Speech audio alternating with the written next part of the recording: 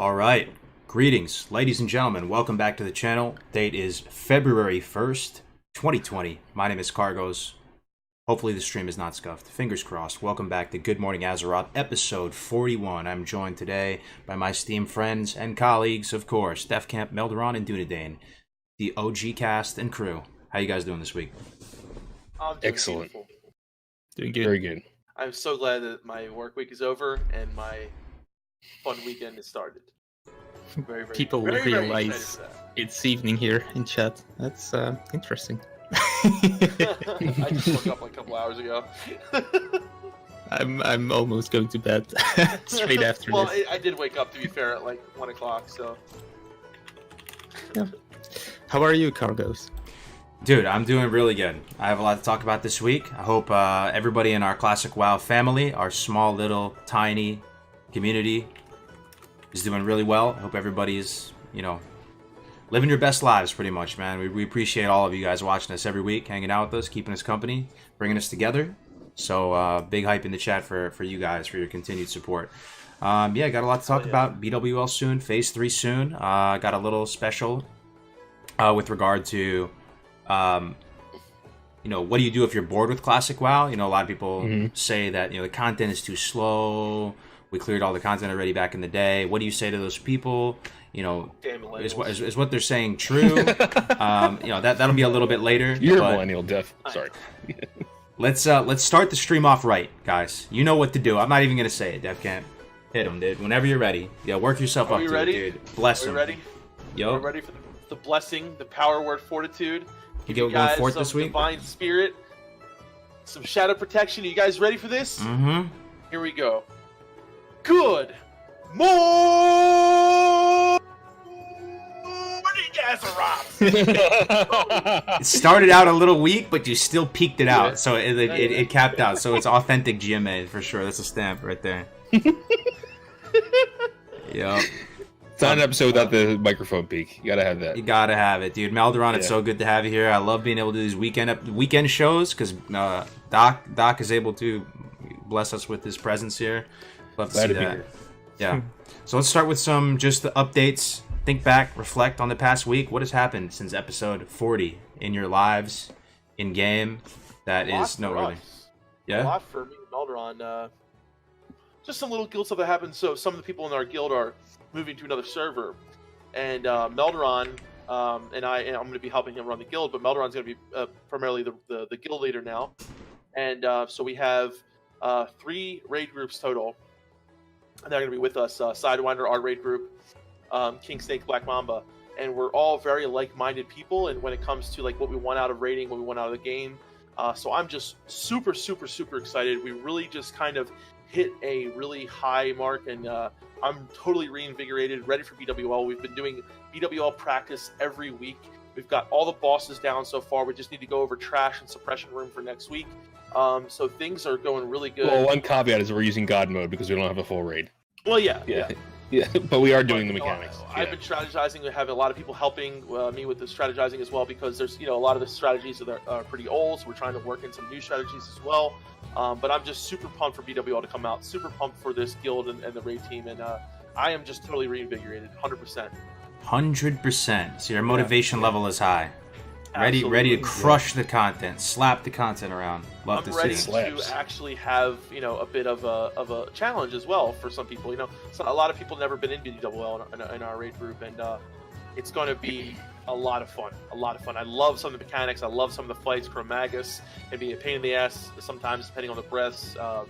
Nefarion is an awesome boss, and it's just such an amazing raid, and I'm so much looking forward to it. Yeah. It's my favorite rated classic. Absolutely. Favorite rated classic, man. It's gonna be exciting. And you're gonna be with us. I'm gonna be with you guys. So yeah, if people are asking a little bit, we'll touch on the guild stuff lightly. Our guild is, we've accomplished a lot, and I'm really proud and happy of everybody who's participated in Invictus on Skyrim. But got a lot of raids in there. People have different, with different kind of goals and aspirations. The server, I think the main catalyst that did it though was the server faction imbalance, and the server just felt very dead. So some of our raids are splintering off, but the exciting thing is that Melderon is big GM now. I'll be joining them, Sidewinder, raided through BWL. It's gonna be a fun time.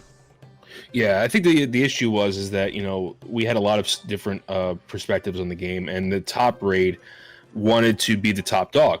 Onslaught does not really allow that to happen because they are a wordplay, are a very high ranked world class guild, and they also care about world. It's not that we don't care about world PvP. We're just very cozy and comfortable right now on Skyrim. We may change at some point, but as right now, the 3 raids, King Snake, Black Mamba, and Sidewinder, we win. We probably may rebrand our names, but as of right now, things are going exceedingly well.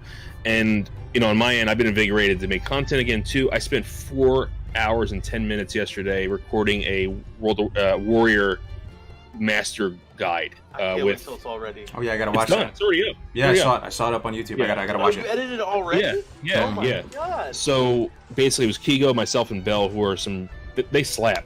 They do. They know how to slap. Yeah. So and they just the amount of knowledge they threw down. 4 hours of knowledge. And people too. Met Kigo at BlizzCon, man. That was cool. Nice guy too. In addition to being a big slapper, so. I mean, dude, I'm excited to raid under Melderon's leadership. I think you're going to be a great GM. You're kind of hands off with your approach, which I think a lot of people just are looking for that respect and looking to play the game as they want. And you kind of give that to them. So I think I'm very optimistic for what the future holds. I personally like playing on a little bit more smaller, intimate server. I mean, I've been playing on Bloodsail. I like it a little bit. You're kind of a bigger fish in a smaller pond, more intimate community. You recognize the faces and stuff. It's not as savage. So hopefully everybody gets what they want, pretty much. The people that are looking for a more hardcore balance are able to go off and do that, and then we're able to do our thing too. So yeah, I cool. think, Smaller servers are the best. So. Yeah, and I've had a really good experience over there too. But I'm excited. Like Melderon and we had a guild back in Wrath that Melderon ran, and I kind of helped out a bit, but. I think Melderon's a very fair guild master, and he delegates people in power to so that everything is always like real chill, very calm, no drama, and that's what I'm looking forward to. And we have so many like-minded people in the guild now that want pretty much the same thing that we want, and that I think is the most important thing. Yeah, and I told the other 2 raids, I was like, these are your raids. Like you run them how you want. Your guild bank is your own. We're not going to, pool, if you want to borrow resources, that's, of course, we can help each other and be neighbors and borrow and do stuff like that. But what I want to promote is just cross-raid fun. I wanted, all the officers to kind of get to know each other. We were even thinking about doing a study abroad program. So this is Wolfgar's idea. So, every once in a while, when on farm status, you take in an officer from one raid and switch him with another. And so they can... Study abroad program. Yeah. I love it, though. Right? When Riker went over to the Klingon ship. Semester abroad. Yeah. Exactly. It's a raid abroad. That's hilarious, man. I love it. Great idea, man. It's a great idea. It's going to be exciting, man.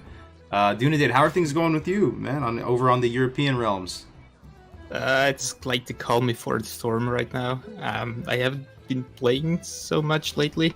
I think I'm basically as prepared as I want to be for BWL. I could probably prepare more, but I don't want to because I still want to have the challenge and see it for the first time there. I'm not going to watch like 1,000 YouTube strategy guides or something like that. So, but I'm prepared for phase 3. I have all my reputation where it needs to be. Guild bank is stacked up with stuff we need. So, yeah, kind of just waiting for phase 3. In the meantime, doing other stuff. Logging in every day to check out how the guild goes, and that's basically it. I kind of want to play an alt character, but if I start it, I want to be able to play it multiple hours and not in sessions of 30 minutes or something. So I need to find the right time to start it, I guess. That's good though, man. I mean, everybody's doing good, pretty much. Dunedin, your guild has been a success. You've actually cleared the content, and you pretty much went into that solo dolo. So I mean, that's pretty impressive, dude. You built it out. What's up, Dad? Yeah, I'm super happy with the guild right now. It's still going active. People are still joining all the raids. We are still benching people every week. As a matter of fact, I'm benched for tomorrow's raid. So I bench. Yeah, I think it's important to bench both the officers, guild leader, the class leaders, and the casual members. So Absolutely. No one. Yeah, it's the most fair way to go. I'm sorry, I just read one of the comments and I thought that was perfect for a segue into what we're going to be talking about today. Duncan said, He said, "I'm so bored with Classic. I went back to BFA. It's the second worst version of the game ever made." So Danny What's the can't worst fly. then? Yeah, Nah, what's the worst? It's not the worst in my opinion. That we But, talked about that before. Well, I think he's saying, guess. Yeah, he's yeah, saying yeah. Classic is the worst, right? Or I'm not sure. No, he's Let's- saying that he's the second he's worst is implying BFA, it. like other than like probably Warlords or something like that. Well, I mean, Maybe, we appreciate maybe. the honesty, man. You know, you coming in here, you know, World of Warcraft players, they're still loosely, you know, cut from the same cloth, whether you're playing BFA or Classic. So, Oh, he's saying WAD is the worst. Yeah. oh, WoW WoD is is the worse. worst, Gotcha. yeah. Anyway, let's do a quick Yeah, poll we in the agree. chat. Welcome, everybody. Welcome. Starting to fill up here. How would you gauge your motivation level right now? Just your day-to-day motivation. You wake up in the morning, you have your cup of coffee, you're like, what do I do with my life?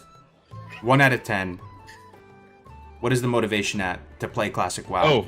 Me? You talking us? Oh, Sorry. you yeah. guys and the Oh. chat, everybody. Let's Right just now, see. it's a 10 for We're me. one big family. I mean, Def Camp is over the roof right now. Love to see Oh, that. with everything that's been going on, it's definitely a 10 for me right now. Absolutely. Yeah.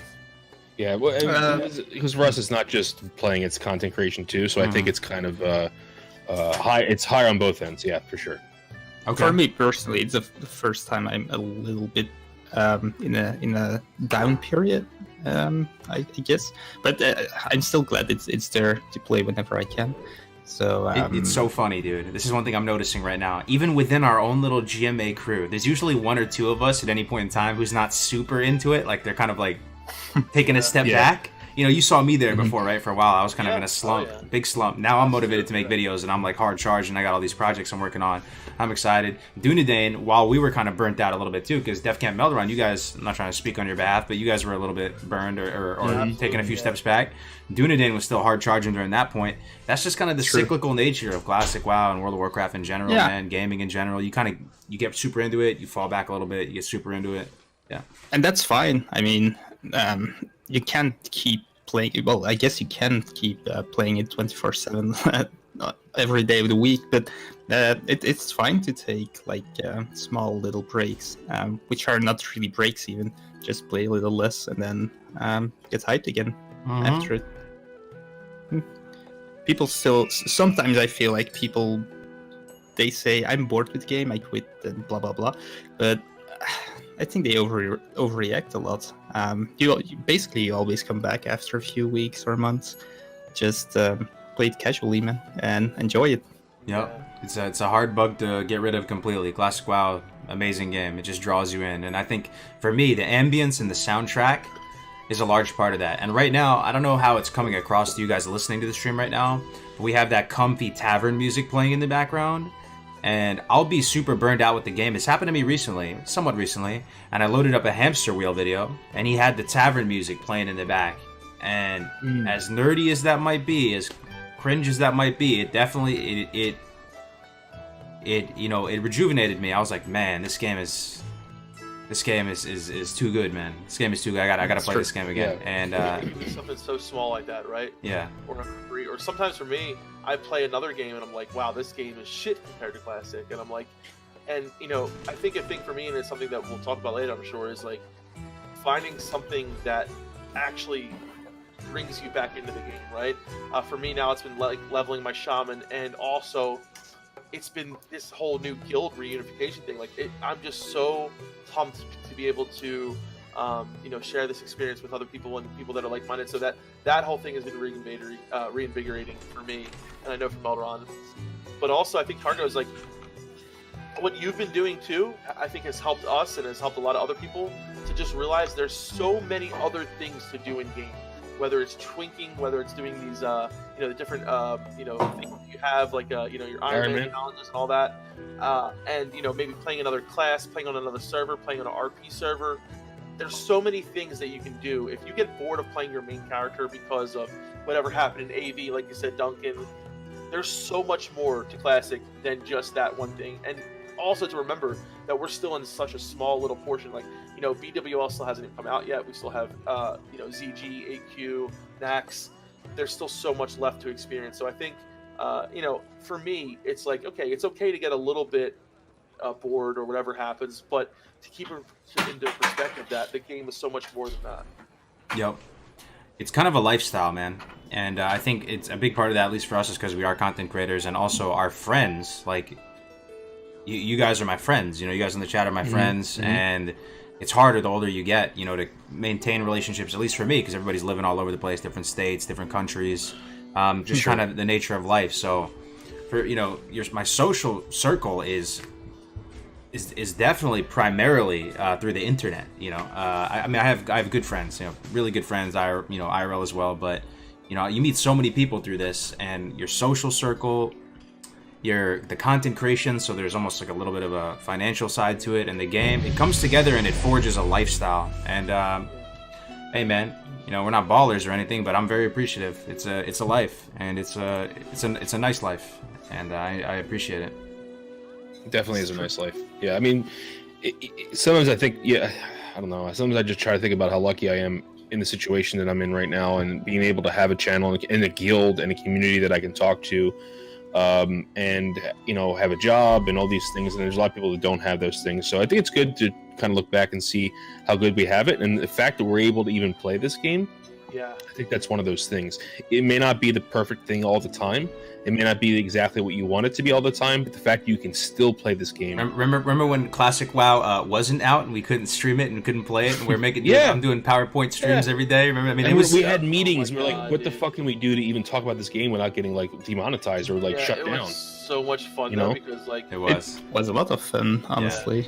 The wait was fun in itself. I saw this video by what's that guy's name? He's oh man, Krendor. You know Krendor? Oh, He's yeah, a- Krendor. I saw the stream. He made a video called Nostalgia. "I'm Nostalgic" Nostalgia. for Classic WoW Nostalgia. Funny video, Yeah. man. And I called it though. I'm gonna have to pat myself on the back a little bit there. I was like, guys, I know we're all thirsty for Classic right now, but we're gonna miss this lead up to it as well, because the hype was real, man. The hype was so real. Like, we had some crazy streams. Oh, everybody was just frothing at the mouth. Classic, I can't wait.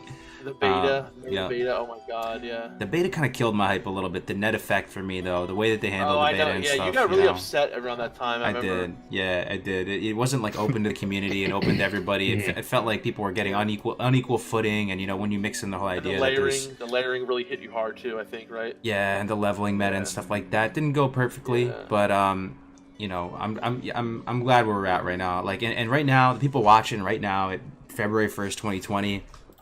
I don't think any of you guys are the tourists. I think the tourists are gone. I don't know what you guys think. Catfap, thanks for the agree. Twitch Prime, but this is it. This is our. These are the boys and girls. Like these are the people who are sticking around. I feel. Yeah. Yeah. This is the fam. Yeah. Yeah. This is the fam. I wonder if it keeps going like this, if the game will grow a little bit again, if I new think people so. will join. Especially with the new patches. Well, coming out. yeah, let's be honest. Shadowlands is probably going to blow, so people are going to come back after that. It's going to suck. They can't make anything good anymore. They really can't. It's like, you know, Warcraft 3 Reforged is a fucking disaster. Yeah. Let's talk about And that. let's talk yeah, about let's that. talk about do that. first. Yeah. Yeah. So I will start it off. I've been playing Warcraft 3 Reforged. Warcraft 3 is a legendary game to me. I made a video on my channel years ago, top 20 games of all time, and that was in the top 10. It's a game that means a lot to me. It was my first taste of the Warcraft universe. Fell madly in love with it, loved the stories. I was able to take both the dialogue, the sounds, the ambience, the universe. I was able to take that dead seriously. It actually just checked all the boxes for me as a badass, rich universe, and it means a lot to me, that game. I played it thousands of hours over the years, so I pre-ordered it right off the bat, and I've been playing it, and I've been having fun with it. Still playing the multiplayer and having fun with it. But the reforged aspects of the game, TLDR, have added negative value to the game. Other than a few things like making you able to play it in 1920 by 1080 with 4K and stuff, the ultimate TLDR is that it has made the game worse. And the people that were really diehard enthusiasts about the game and still playing it, doing tournaments, they are pissed, man. And Can you explain how though, Carlos? How- How is that? how they made it worse? Yeah. Lots of performance issues, bugs, frame rates. I think the models look very Heroes of the Storm and BFA. If you don't like the art direction in BFA and like kind of the sci-fi look of Heroes of the Storm and stuff, it's very much that art direction. But most people like the models. They enjoy the models. Now think about the game. It's an RTS with no custom keybind menu. Right there, that's crazy. The performance drops, FPS drops. Wait, you can't customize the keybinds because you used to be able to do it in. It's imagine playing WoW, Def Camp, where P is your shield or something, or S is your shield and you can't change it, you know? So Wait, you can't. They used to be able to change it in Warcraft 3. Not right now. There's apparently some weird way. They tell you just in a little paragraph, hey, you can sort of attempt to change this by going into your files and creating a text document and saving it. I tried, didn't work. I tried. So, it goes on and on. There's a lot of performance issues, and if you look at YouTube right now, you'll see tons of videos on the subject, Warcraft 3, people saying the internet is turning its back on Blizzard. Blizzard is, dead. Blizzard getting so much heat right now. So much heat. People are basically saying what you said, Maldoron. They can't make anything good anymore. It's true. It's true. I watched a lot of those videos. Sorry, Maldoron. I watched your video, for example, Cargos, and I'm really interested in Warcraft 3 because it's not a game that I played a lot back in the day, but I played a lot of RTS games, and I remember clearly when we played Age of Mythology. We played thousands of hours, multiple years, and people moved to Warcraft 3 at a certain point, and I was tempted, so I bought Warcraft 3. And the reason people moved from Age of Mythology, which was a Microsoft game from Ensemble Studios, I think it was, and they moved to Warcraft 3 was because it was a Blizzard game and it had the polish, and it was also an RTS, but it was better. It was a better polished game with a much better ranked online experience than Age of Mythology was. Even though I liked the storyline and the setting of Age of Mythology, I like that more than I like Warcraft 3 as a setting. Still, I moved to Warcraft 3 and I tried it and I checked it out, and that's how I got into World of Warcraft eventually. So what we see nowadays is it's exactly the opposite thing. Now we have people saying that Microsoft is bringing out remastered versions of Age of Empires 2 and Age of Mythology and Age of Empires 3, and even Age of Empires 4 is coming. And they say, well, if you look at what Microsoft is doing, they're doing it good. They are polishing Age of Empires 2. It's a better game. They add things. Everyone likes it. Many people play it. And Blizzard is now doing exactly the opposite thing. They make it worse. See, the problem is that they didn't. Here's the problem, right? Is that there's two really huge issues. The first is you overpromised and underdelivered, right? That is the dumbest thing to do in business ever, right? Okay, so you told people they were going to have these amazing cinematics, 4 hours of cinematics. 4 hours. They cut them off. There's none. Okay? There's one redone cinematic. It's the first one, which is the first one you see, but it's not like, I mean, it is nice. It's touched up. It's nice, but the other ones, they did promise the cinematics, and the other ones they didn't do. I'm totally out of the loop with all this, and I'm also so upset right now. Do you guys remember when they unlisted the BFA cinematic? One's in the chat if you know what I'm talking about. There's a BFA cinematic. I don't even play that game, but I saw all the they had like the Blade Prince looking guy with the perm. He had the red eyes. It was like a 10-second clip. Everybody got pissed. Rathion. Rathion. It honestly, it felt like that.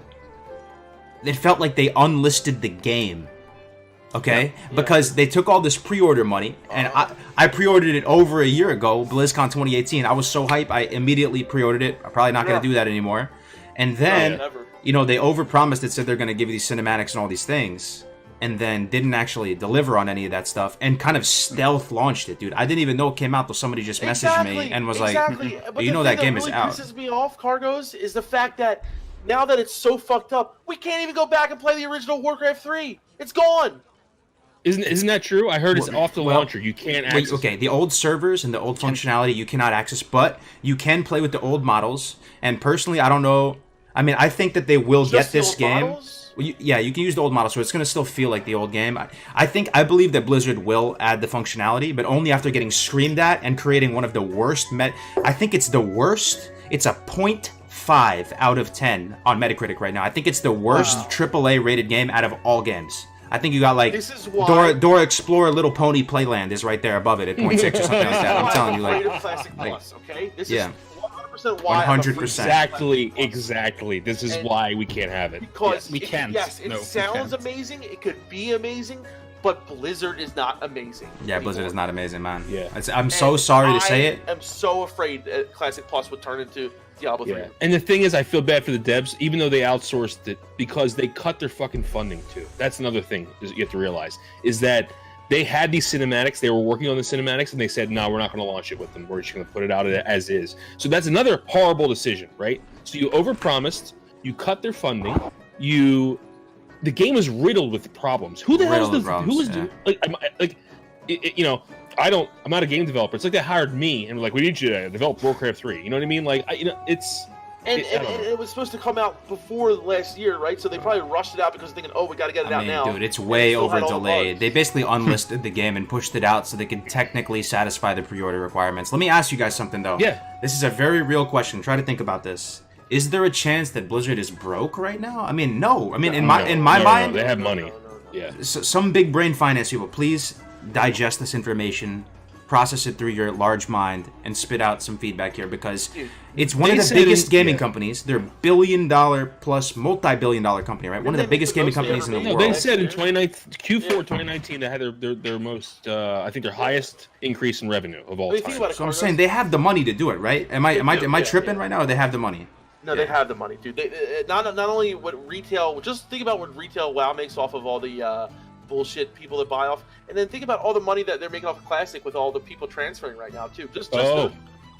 Yeah, that's a huge other issue we have to talk about with the fucking inbound servers. So sorry, I'm getting angry, but it's just like Warcraft 3 is probably one of the best games ever made. Okay. Yes. And you just shat all over it. Like you just shat all over it. This is the way. I don't even know how I can play the original version anymore. I don't even know. Imagine this, you Meldron. can, but only offline. Imagine some of your videos. This is not going to be a perfect parallel, right? But imagine some of the treasured assets and videos you made, right?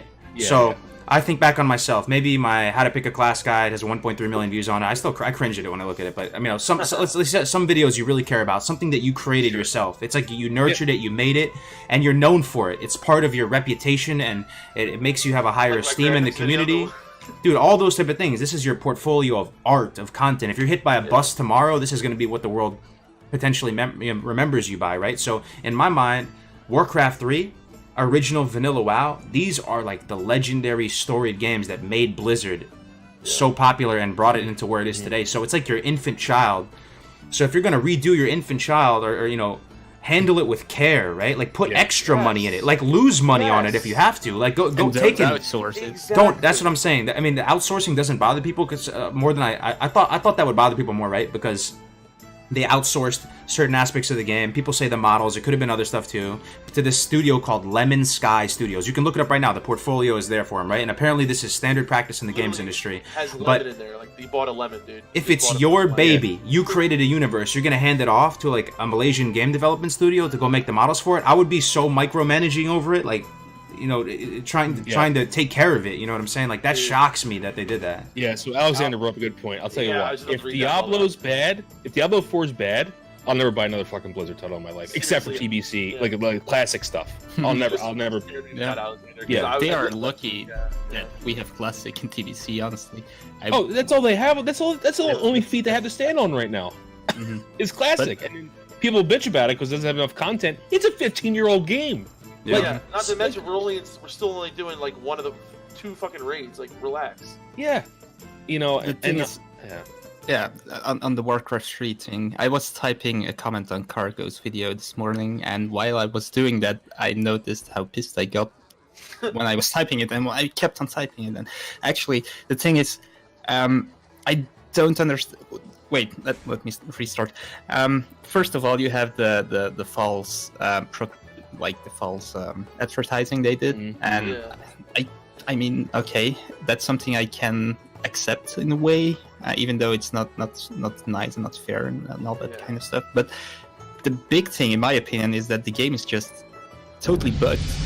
If you watched multiple streams, you see that if you click on multiplayer, the game usually doesn't even launch a multiplayer game, so you have to Alt F4 out of the game, restart it, and then try again.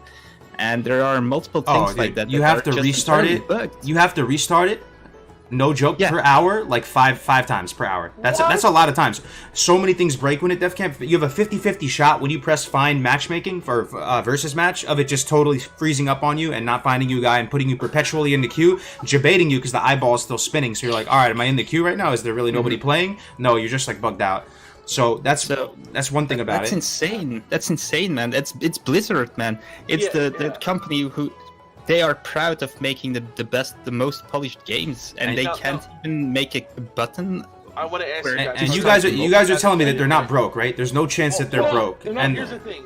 I want to ask you guys because a lot of games come out with some bugs, right? But is it so bad in Warcraft 3 that it's like, because like a lot of games always come out. There's like a good amount of bugs, and then time goes by and they fix it. This is why it has the lowest. Happening to Warcraft 3. Yeah, this is why it has the lowest Metacritic score out of any AAA title, Def Jam. Not only did they do like a unprecedentedly bad job of debating everybody and making a shit remaster, they also destroyed, well, people would say destroyed. I think it's a little bit over dramatic, honestly. I'm gonna take a step back. I don't think they destroyed it, but people say they destroyed an actually good functioning game with tons of functionality and features in the process of making this shit remaster.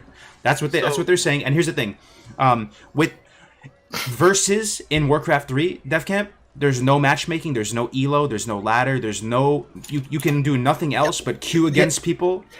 What the fuck is that, man? It's an RTS game. How can you not have a ladder in that? That doesn't make any sense. Do you think that if they fix all these things, could it be like, a lot of games have bugs in the beginning. My question is, if they fix a lot of this shit, could it potentially be a good game? Yeah, it will be. It was a good game. It will be a good game. Right? That's what happened to Diablo 3 when it first came out, right?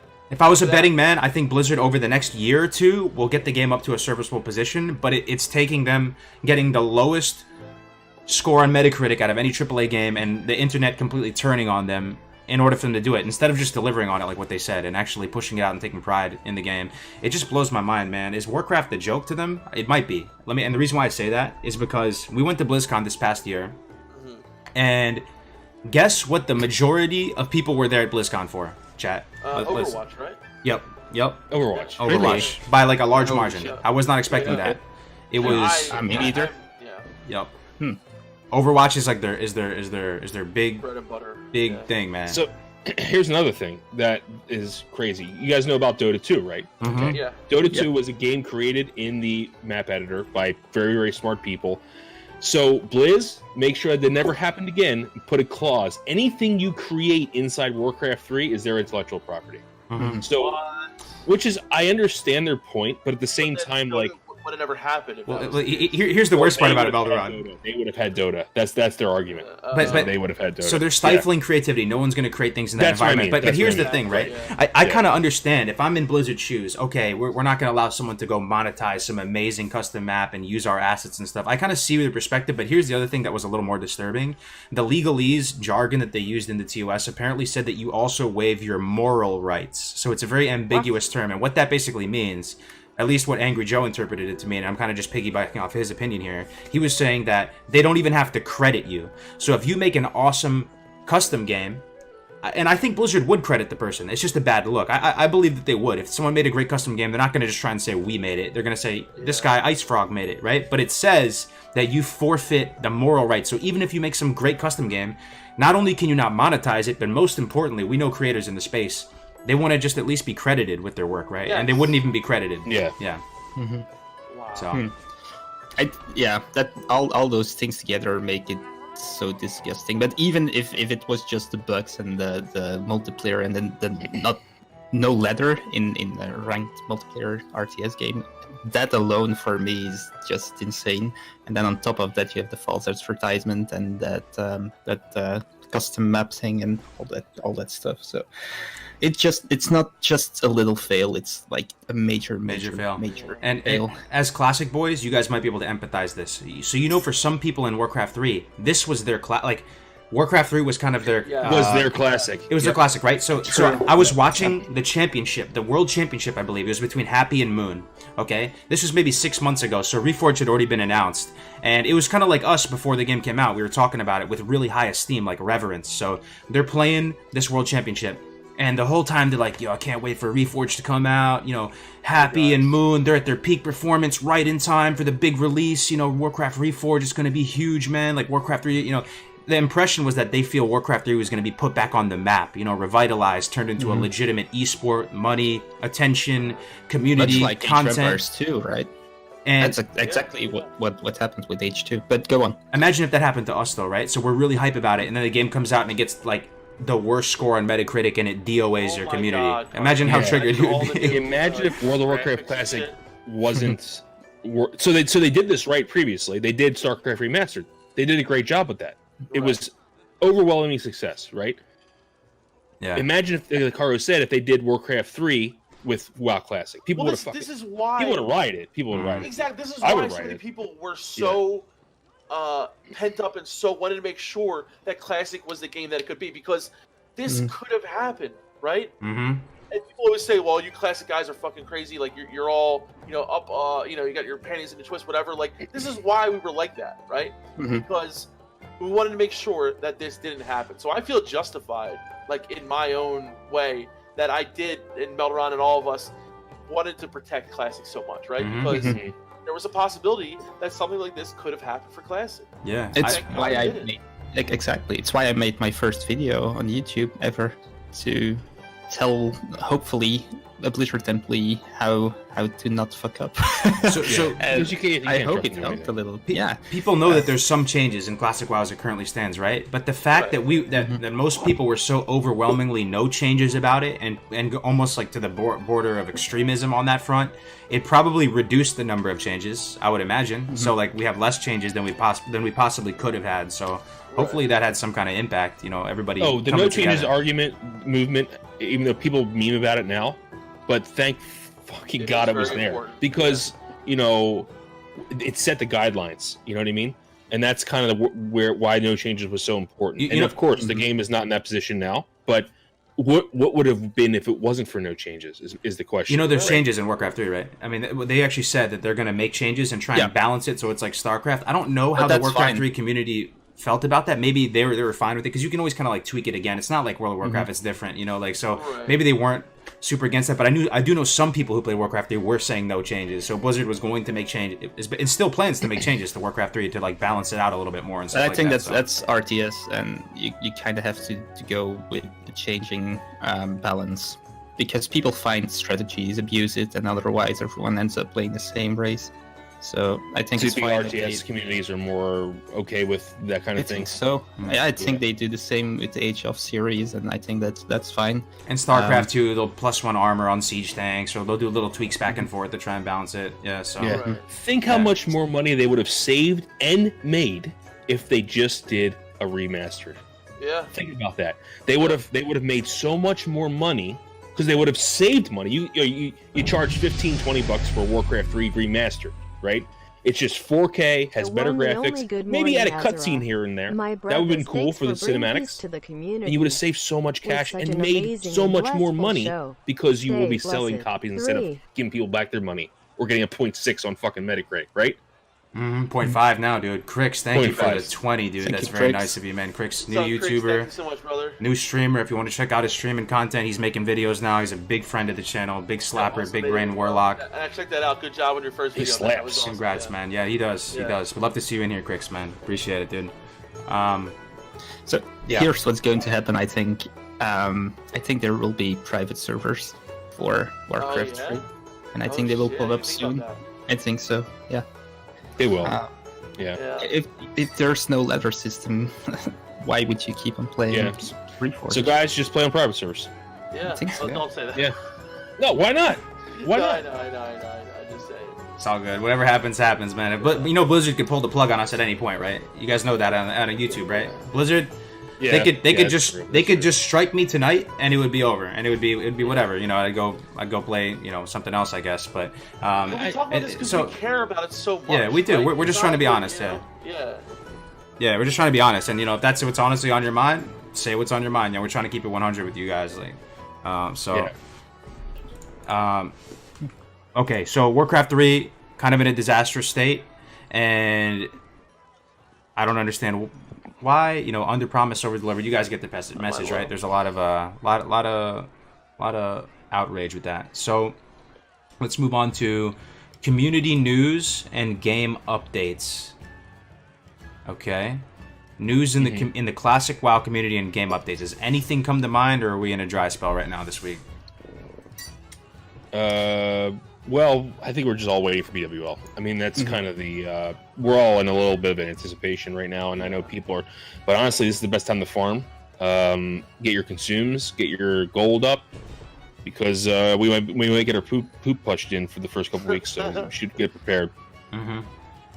So yeah, I guess that's the main thing. Phase 3 in 11 days. It's really around the corner, guys. Yeah, dude, it is. BWL, the Sunken Temple quest. I'm pretty excited for those level 50 quests. It's gonna be sweet. Dark Moon Fair, right? Is another thing too. Yeah, Dark Moon Fair. Fair. Yep. I'm really thankful that my community made me make a guide about that, because I was not, really knowing if that was a thing. But it was really fun to learn about the Dark Moon Fair, because honestly, I didn't really know a lot about it. So, and the healing trinket, I think is going to be pretty. It's going to be pretty nice thing to have.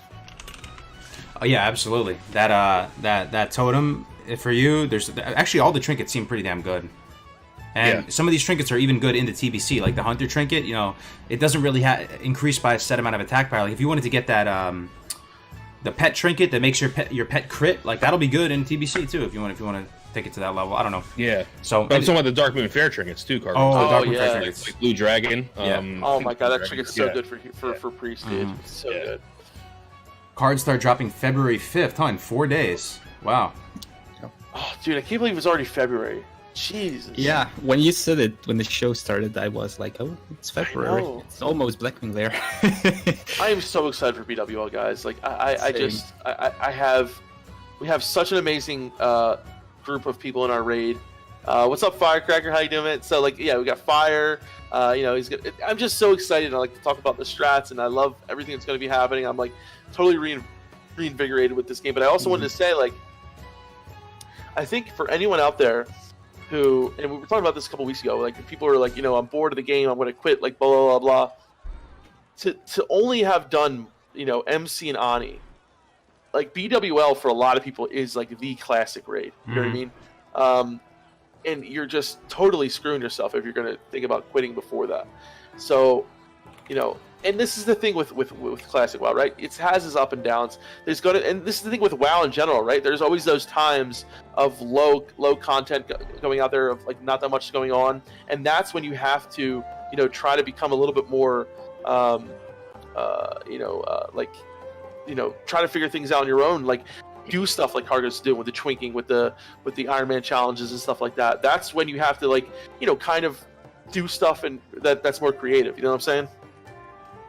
Absolutely. I like these little lulls in the content too. Personally, it's kind of a personal thing, but because I don't feel the pressure to keep up with the Joneses, I feel like I'm more free. I can do whatever I want in the game, do Iron Man, do twink stuff, and when BWL comes out, it's going to be really fun. But there's also going to be like a kind of anxiety. I don't know why. It's like my min-maxer inside that I'm just thinking to myself, oh, I gotta go. Like, I gotta. It can be tedious for me. But let me ask you guys something. What about BWL is so cool to you? Like, what about it? Is it the gear? Is it the fights? It's a more polished raid. Number one, I think Blizzard did a much better job with BWL. The fights, the mechanics are a step up, and I feel like your guild has to move as a unit more in BWL than MC. What I like about it, when I played it in vanilla, or when I played WoW in vanilla, and we were still starting with Molten Core, people were clearing, or probably not clearing, but trying to clear BWL, and I asked someone, what is that BWL thing? And then he said to me, it's even a harder raid than Molten Core is. For me, Molten Core was also was already really hard the first time I entered it. So, and then the first time I came into Blackwing Lair, you step in there, and the first thing you see is that room with the first boss already. So there's not as much. There's no trash at all to start before the first two bosses. So that was something I really liked, and the layout is cool. The boss is there. It's really hard, and we had to do that kite strategy, which was was a huge disaster for a couple of weeks. Especially if 100 dies or so it was an entirely different thing. It's just amazing to me. Yeah, and that's the thing too. I feel like as your classes, like each class feels, I feel like so important in BWL. Each class has its own thing. Like you have rogues with suppression room, and then you have your class calls on Neff, right? But the thing that I think really makes BWL awesome for me is of course the mechanics. I love the mechanics. I love Vale. Vale's one of the most just awesome friggin' fights. And I also like the fact that on some bosses, like it changes every week, right? So Chromagus, like his breath is going to be different from last week than it is this week. You know, I like the fact that on Neff you have the different guards, the different colored dragons every week, stuff like that. It's and I think that's the first time that that ever happened in WoW, like where they have you go into a different lockout and it changes, where it's that was just like so cool to see that. But for me, I feel like each class feels, especially as a priest or I'm sure as a shaman, like you feel a little bit more like you're not just there to heal or whatever. You have important jobs that you have to do, even more so than Molten Core, right? So I feel like each class gets their own time to shine. It's probably also the first time everyone felt really badass being in a raid. Yeah. And not to forget the gear sets, dude. The gear sets, okay? Exactly. Yeah. If people saw you in their front list and it was tagged with Blackwing Lair, that's kind of like a badass, right? The thing is too, I think, is it? Do you think most people cleared MC back in the day, right? But I think a lot of drop off happened with BWL, man. Anybody this is going to be the first kind of new content for a lot of people that didn't play private servers. Or if you rated BW back in real vanilla, you were kind of a god gamer. Like people thought you were legit, man. I don't know. So that's gonna be pretty cool for me thematically. Assault on Blackwing Lair. It just sounds freaking cool. And as Scarm says, the PvE big brains are dragon slayers. I love that. Just that OG D&D feel, killing the dragon. You're a bunch of heroes, or not even. You're just a bunch of adventurers slaying the dragon in a big, scary, black mountain. Well, the lore is cool too for BWL. The fact that you have Nefarion and with the orcs, the Dark Horde, and them working together, and it's just a really cool lore. Nefarion's a badass, and it's just like I always love when you do Ubers and you see Nefarion just kind of chilling there at the arena, and then you get to find him in Black Level and BWL. I think Kara's hit the nail on the head with the fantasy mainstays, right? So you like an Oni. I mean, MC's fine, but I think the problem with it just looks so poorly done. When you go into Oni's lair, you're going into a dragon's lair to kill that dragon. Like, I don't know how more fantasy you can get. Now it's like a step up where you're going into the dragon's base or whatever, and you're killing this giant dragon at the end. And it's just so classic, And then and then if you compare that to now, Cargo's in BFA, you're going into space and killing space demons. I'm saying. Yeah. Going inside of a monster's butthole. That's what I'm saying, man. Tentacles everywhere, killing some old. The old god thing I can kind of get into, but killing some. If there's one good thing in BFA, it's probably the raid. So, but I kind of agree with you, Meltron. Not entirely. I prefer dragons over everything else if it comes to raids. It's so classical, just fantasy. It is. It's the best, man. Like getting swords and shields and bows and armor and killing goblins, dragons. This is the classic, juiciest sort of fantasy in my mind. You get such amazing gear. Like some of the gear in BWO is just so like ass candy, dude. Ass candy. That one mace too. What is it called? It's got the crazy name. It's got a pretentious name. It has a ton of was it healing on it? Defkit knows what I'm talking about, probably. I have my staff, so that's going to Melderon. It's a mace. It's called Lock. And the shield, dude. The shield you guys get is so awesome. Hold on, what is it called? It's got a crazy name. Rockamentus, you said? Lockremir, Ilromanthus. Yeah. Ooh, what is going on with that name? That's crazy. I'm searching it up now. Yeah, Lockamir Ilromanthus, What an 84 damage and healing on it. It's crazy. It's damage and healing. Damage and healing. 84 though? That's insane, that's gonna be. And then you get the shield too. You get the shield. What the hell's the shield called again, guys? The Cardor, right? Dragon. No. The dragon shield. But that shield is not better than the AV offhand, is it? The later shamans it is. I mean, if you for shamans probably. Yeah, for paladins it isn't, I don't think. But the mace definitely is best. Red Dragon Scale Protector. That's it. Yep. Gives 37 healing. So it's not as much. 6 damage, 6 spirit. but it also has Yeah, like but the 3,000 armor. Yeah, but that 17 int, dude, is huge, man. Yeah, I'm sorry. that's Like, a lot of it's a little less healing power, but 17 inches are huge. So what does Lay have? Like 40 something? Lay has no stats on it. Right, but it has like It's 40. like How much 53. 53. Oh, okay. Look at it's Lokamir though, yeah. Defcamp 84. Imagine you put plus 55 healing on it. You have a Yeah, staff I mean- with 140 healing. I mean a mace with I know. 140 healing on it. You're saying the staff is Yeah. better? I don't know about the priest itemization that well. Is the staff better than that? Well, the thing is that we have the staff, so that goes priority to other healers. You know what I mean? Yeah. I see. I see. Yeah. Yeah. Okay. Yeah. But Lay also has 3 MP5. Forgot about that. Lay also has 3 MP5. So it's kind of definitely for PvP. That's going to be a huge shaman resto elemental piece, I think. But the shield. But I'm going to definitely go for the shield eventually. But it won't be one of my first upgrades, but it'll definitely be something I want to get. So that's another good thing about BWL. The gear is juicy, man. What else is so juicy gear? juicy, DFT someone mentioned. I mean, Ass Candy is insane, right? Just the looks of it and everything. Yeah. What else? What's some of the I coolest love items in there? The Untamed Blade. Jewelry too. So you have Elementium Band, which gives a Yep. crap ton of healing. Blackwing Lair Uh, loot. Your boots The of Untamed Blade frost, looks so amazing, dude. I think the Untamed Blade looks better than Ass Candy. In my opinion. Probably the most important thing, the tier sets are, in my opinion, the best looking tier Absolutely sets amazing. ever Oh, made. yeah. The entirety of World of Warcraft. So Being able to complete that tier 2 set looking like, imagine with your full judgment doing it then. I know you're going to RP and that's in that shit, right? yeah, Sure. Oh, and Yeah. then the trinkets from BWL are amazing too. That's- Yeah. That's one of the dopest things about playing a Prot Pally if you want to go that route. You know, you can meme on it all you want. Apparently, the best armor you wear is tier 2. As a paladin, you actually fulfill your destiny of being like a holy crusader with a bunch of stats on Yeah. it. Like, apparently for Paladin, if that's still a thing, I think it might be. It's also best in slot gear, the tier 2 set. For Holy, it definitely isn't. So yeah, I will probably get it like after the Red and this Paladin in our guild.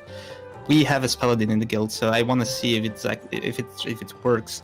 Maybe- Well, you have a Spelladin, you said? Yeah, it's a yeah. He's going to wow. try and gear up as a Paladin and use tier 2 for that because it has the right mix of stats. It has strength, it has spell power, it has intellect, it's basically everything you need. So it should be best in slot for that.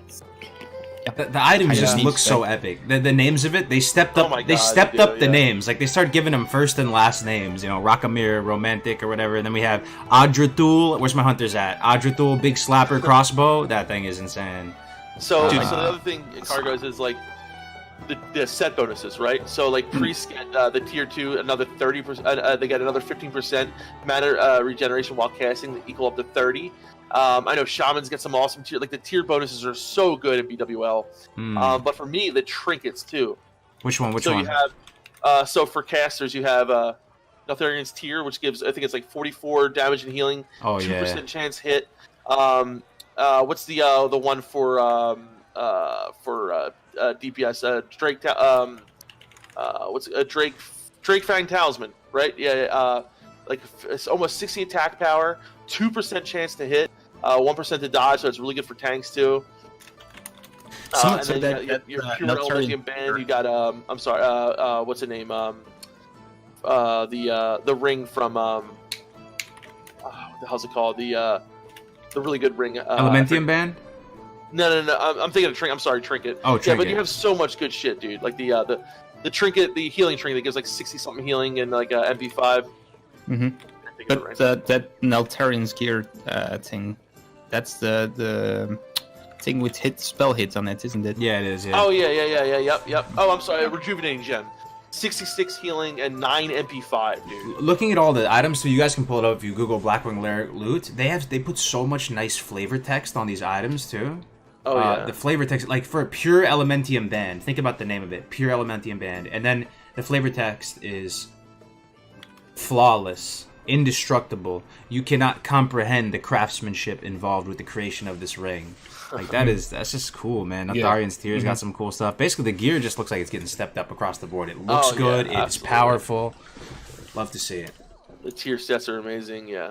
Yo. That's one thing we had in Classic, which I can't remember from future expansions. I know so many items by name, or at least I remember the name if someone says the name, and I don't have that with any other expansion. Is that because Yeah, I there were agree. less items? I don't know. Is maybe because they were more designed, better designed? have no clue actually. Did you look at the Untamed Blade, Cargos? Let me see. Untamed Blade. Oh my god, it's so good. Untamed Blade. Let me see what it looks like. I'm a looks guy. I want to see what it look. Let me see. Untamed Blade. Oh, this one. Oh yeah. This looks amazing. Oh yeah. Yeah. Yeah. Look at that. Huge. That looks like it slaps really hard. I think that would go super well with the tier 2 Paladin set. Definitely, man. Definitely. Yeah, it looks really good. So, my guy. In the chat said my guild is going to start using DKP for tier gear and BWL, whereas before we only did DKP for prio pieces. So piggybacking off what he's saying, we just went through a whole part of the game using DKP, using the Invictus DKP system. And Dunedain, I don't know what loot system you're using, but how do you use DKP? You do. So how do you guys, reflecting on the past weeks, how do you think the DKP has worked out? Have you enjoyed the system or? Yeah, made some I think it's the best modifications. way to do it for when you have a 40-man raid group, and with the DKP system. Like, okay, loot council, is really good for like, high echelon, whatever you're trying to, but when trying to be fair, I feel like the most fair way to be is a DKP system. Like, I don't want to have people funneling people gear just because you're a big time streamer. Like it happens with those other guys. Like everyone funnels them gear, and it's just not fair, man. And it makes people want to come more, right? So you have DKP. You know that every week, if I don't come, I'm not getting DKP, right? So I think it also promotes people to want to come and play more as well. There are multiple of hybrid things you can do too, but the main reason I like the DKP was nostalgia, to be totally fair, but because we used it back in the day. But also I think the DKP thing, as we used it, I always try to not go with a priority list. Because some people have DKP systems, but then certain items fall out of it and they have some kind of priority rules. I try to keep that priority list as small as possible if we even need it. But what I like about the DKP is that you don't really min-max in a way, and does make the content a little bit harder in a way. I feel like I hope that BWL is quite a lot harder than MC, but if you go with loot council and stuff, then basically by min-maxing and giving the gear to the right people, or the most suitable people, you make the raid easier too, and that's something I don't want. I want the raid to be hard, so I kind of like the DKP system for that too, if that makes sense. Yeah, we made some modifications, Cargo. So basically, there are pieces that are getting sharded that I think shouldn't have been sharded because people are afraid to spend DKP. So as we get into farm status, we kind of are like, okay, tier 1 challenge pieces are free because the more tier 1 we have, the better we have. The better tank healing capability we have, the better long-term mana regeneration we have. So we're giving those things away. During progression, DKP comes back in full force, and then we start to lax on it again. That's kind of how we've been doing it.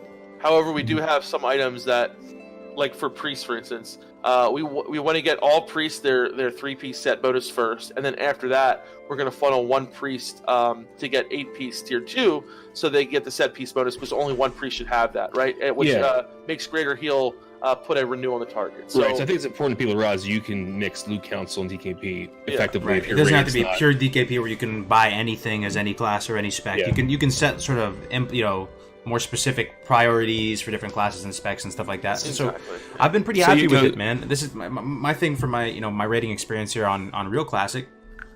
Yeah, there's issues with DKP. Stuff gets sharded. People don't want to roll on stuff. But most importantly, it makes everyone feel like it's somewhat fair and that you're keeping like the moral fabric of the raid together, because we can quickly see, even in Invictus, man, how quickly it can deteriorate. People little insurrection happens and it just goes south so quick. If someone and you have takes a piece of gear, like, I'm going to take this because I'm the best healer, whatever. Like, whole world of drama on your doorstep, Yeah. man. When you can just kind of blame it on the spreadsheet and be like, look, it's out there. This is Exactly. white paper Yeah. with the gear, man. Go take it up. If you have problems with that, but. what I I like feel too like is the sharding problem isn't even that big.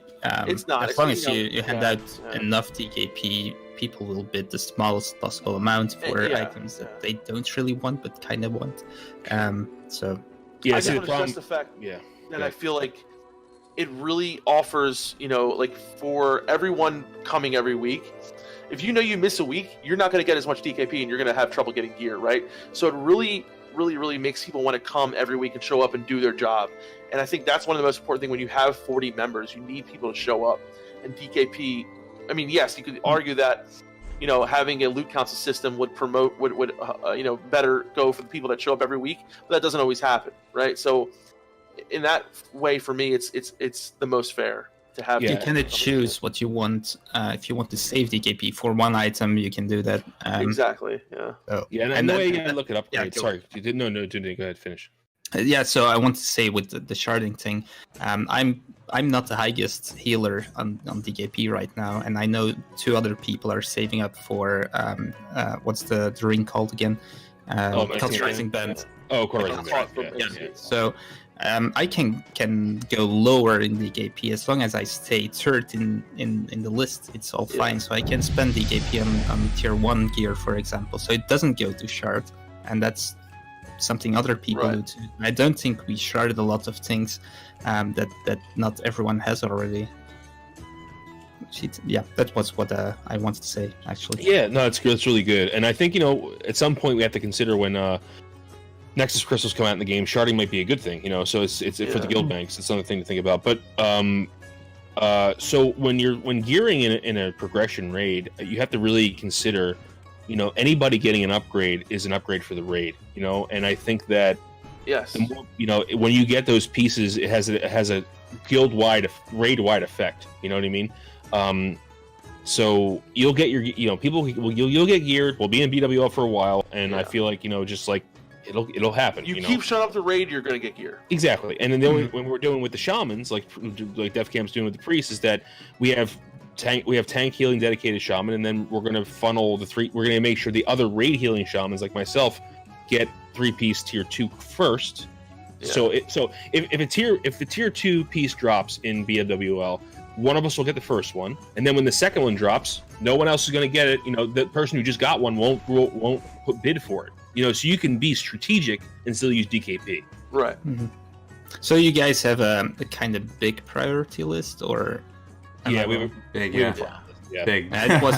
It's one of my things, I guess. I don't want a big priority list. So what we do is just main spec over off spec, but main spec also means it has to be the PvE spec, so you can't use PvP gear as main spec, even if it is your main spec, right?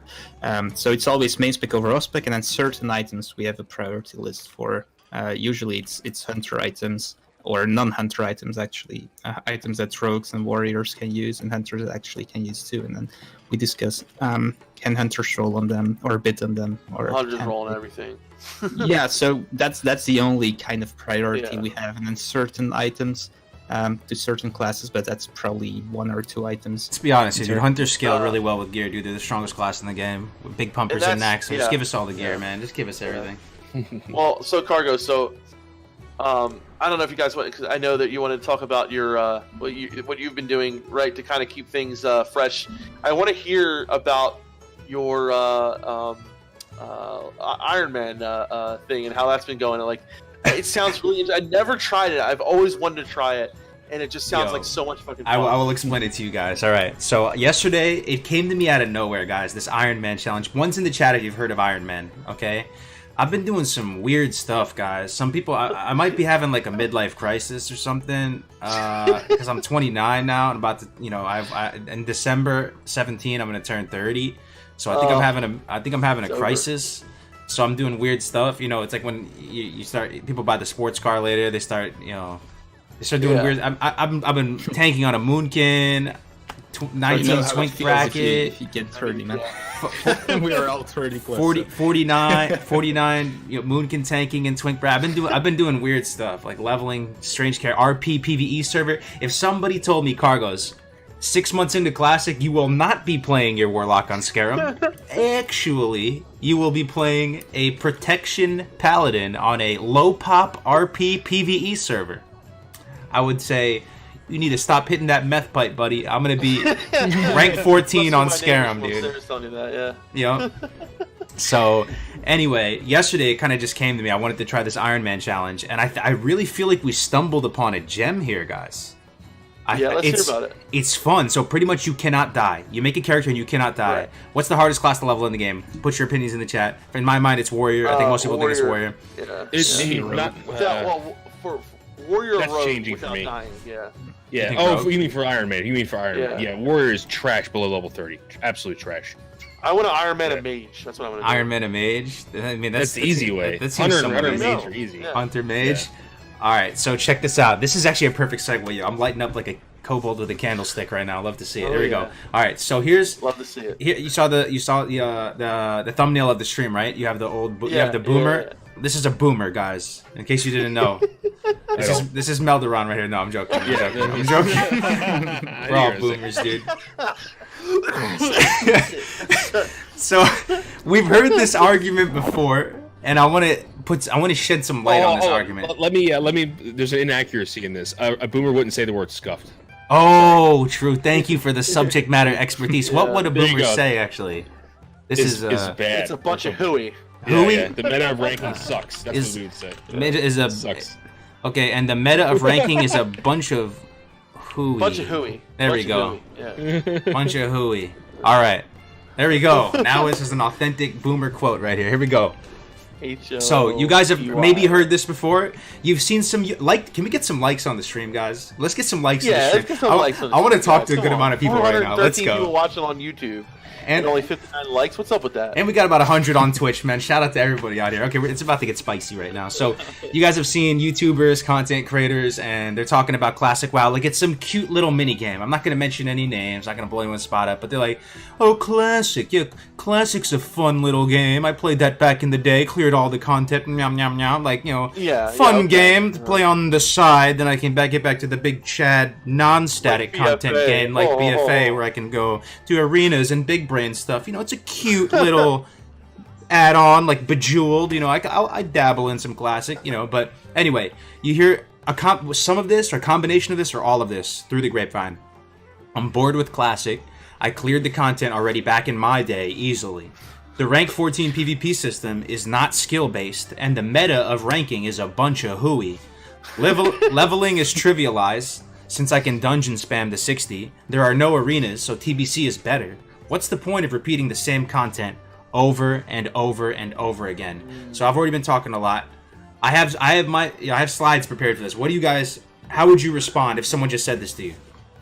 I say, okay, no. Basically, I would say you can do no one's forcing you to spam this dungeon grind to 60 to do the there's so much unexplored things in Classic that still have so much fun, have so much skill involved. The twinking, in order to be a really good PvPer, there's so much involved, right? So yeah, take away your rank 14 grind, right? Whatever. But you want to be a good PvPer in the sense of everyone else out here, you better learn how to use all these fucking items and how to really play your class. And I think it's so much more involved than almost any other part in World of Warcraft because of how many items you can bring to the table, how many other things you bring to the table.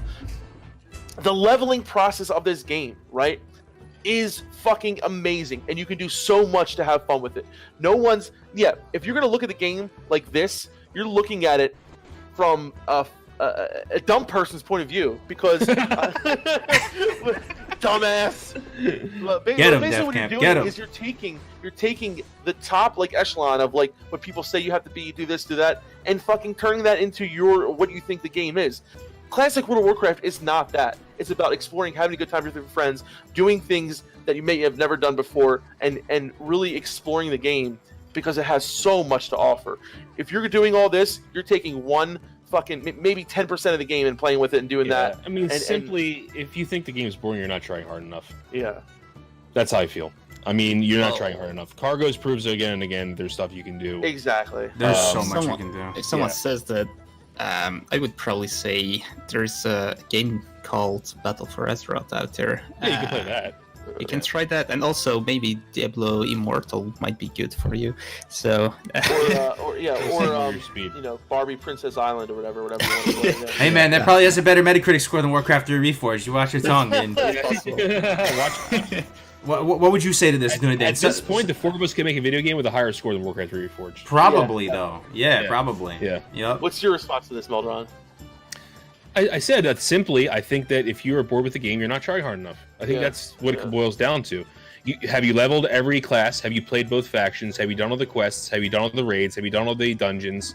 Have you done all got to rank 14? Have you gotten all the PvP rewards? If that answer is no, then you're not doing it. And I would say, that you're only talking about one dimension. Dude, this is gonna get juicy, man. And there's so much in between all that stuff. Yep, exactly what you're saying. There's so much, just because that's not the whole game. Getting to rank, all those things you just mentioned, Meldron.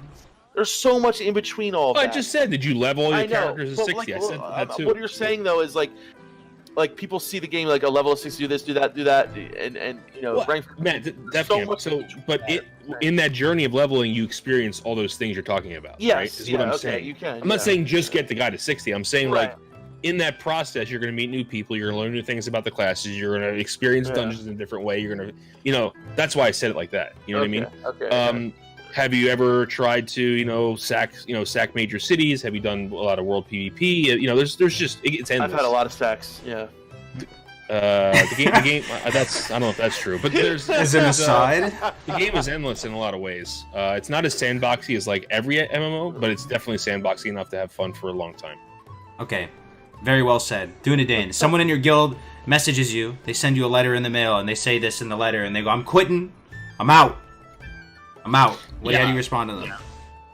Well, if they want to get out, I guess get out. But I like basically everyone in the guild right now, so I would try to keep him there, and I would try to make him level an elf or whatever. But really, if someone is bored and they don't like it, my usual reaction is, okay, that's too bad, and I'm sorry for you, but if that's how you feel, just go play something else. Yeah. All right. You're welcome if you want to come back.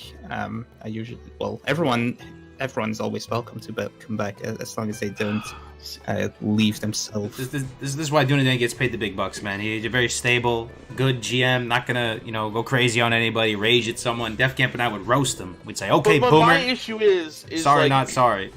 And I feel like there's a lot of people out there who have watched a lot of the bigger streamers, and they think that's what the game is, what they do. And if I want to play the game, I have to do exactly what they do. And they don't realize that there's so much other parts. Now let's talk about this. There's really did a lot of damage in that aspect. I'm gonna go line by line. I cleared the content already back in my day easily. Okay, you did. That's fine. So let me address static content first, real quick. I'm gonna hit some hard hitting shit right there. Right, knife hand. The knife hand's coming out. Knife hand. Just because content is static doesn't mean it's bad and that you should not do it. A game of basketball, game of tennis, game of Dota, game of Counter-Strike, game of whatever game, there's lots of static games. That's how it becomes immortalized. Once the formula is refined and it becomes static and it's replayable and timeless, boom, there you go. That is my first point against doing the static content over and over again. You can approach it differently the next time. You can do splits. We'll be talking about this in a second, right? Next thing, rank 14 PvP system is not skill-based, and the meta of ranking is a bunch of hooey. So, you don't need to get rank 14, right, first of all. And PvP in Classic WoW is very much skill-based. It's just not comparable in the same ways that it is in, like, BFA. You don't have these streamlined templated environments using consumables, using items. There's a lot to unpack there. Leveling is trivialized since I can dungeon spam to 60. There are no arenas in TBC. Let me just go to these other slides. All right. Sorry. Okay, let me take a deep breath. Okay. Take a deep breath. Bored with Classic. This is the first aspect I want to approach. Leveling content. And you see I've been leveling alts like crazy, right? So here's all the things that you can do leveling-wise, and this is just scratching the surface. The first thing is you can solo level, and you can speed run and try to refine your route and do anything like that, and you can gamify that. You can compete against other people speed running. That's one aspect.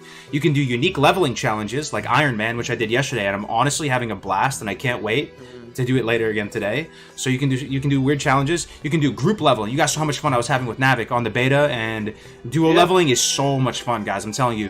And each aspect, whether it's speedrunning or Iron Man or group leveling, the ramifications, think deeply, guys, here. It's not as simple as you think. If you want to speed run solo, if you want to Iron Man solo, these are two different worlds you're living in. You have to itemize differently. You have to choose different talents. You have to watch your money. Maybe money's more of a concern. You have to play differently. You have to do a different strategy. There's so much, especially with the itemization and talents that change based on a different dimension of experiencing the game, right? Group leveling, duo, trio, quad leveling, multi-boxing. If you want to try multi-boxing, it's not against TOS, even though it probably should be. Dungeon cleave, it's pretty fun. You can try new weird specs, like meme specs to level with. The elemental shaman, even though it's not a meme spec, Meldron can't prove that. But Moonkin, and whenever you look at the game from one of these unconventional ways, you're gonna realize soon that there's tons of unexplored theory craft. So if you're one of those people that love spreadsheets and crunching numbers and testing stuff, and Meldron's one of those people, you love trying new stuff out and making data and making little parabolas out of it. There's tons of unexplored theory craft out there when you just... Oh, it never ends. Yeah, it never ends. It never ends. People think it's finished, right? I promise you. I'm doing the 19 Twink stuff right now. We're just scratching the surface there. There's a lot more to unpack there at any bracket. And also... Yeah. Okay. Let me let you guys talk for a second. I've been talking a lot. Yeah, I just want to say, Carlos, everything you just said is like... It's not about following the meta. It's about having fun. Okay? Let me say that again. It's not about following the meta. It's about having fun on your time. Doesn't matter how much time you have to play the game. If you have an hour a day, if you have 10 hours a day. This is what it's about, guys. We waited so long for this game. Don't just rush, follow the meta, and do what you think everyone wants you to do, okay? Right? And in life is one thing, right? Everyone has all these expectations of you. You gotta do this, you gotta do that. Well, fuck that. In WoW, we get to do whatever the hell we want, right? So follow what you want to do. Your little heart's desire to make level 19 friggin' gnome warlock and kill people. Whatever, dude. Do it. And have fun doing it, man. You don't need Iron Man functionality in the game built by the devs to do Iron Man. You don't need an arena queue system to do arenas. The world is your sandbox. The world is your oyster. That's one of the beautiful things about Classic WoW. And you have lots of consumables and items that can fill in deficiencies with class balance and all types of stuff. And you can make it your own.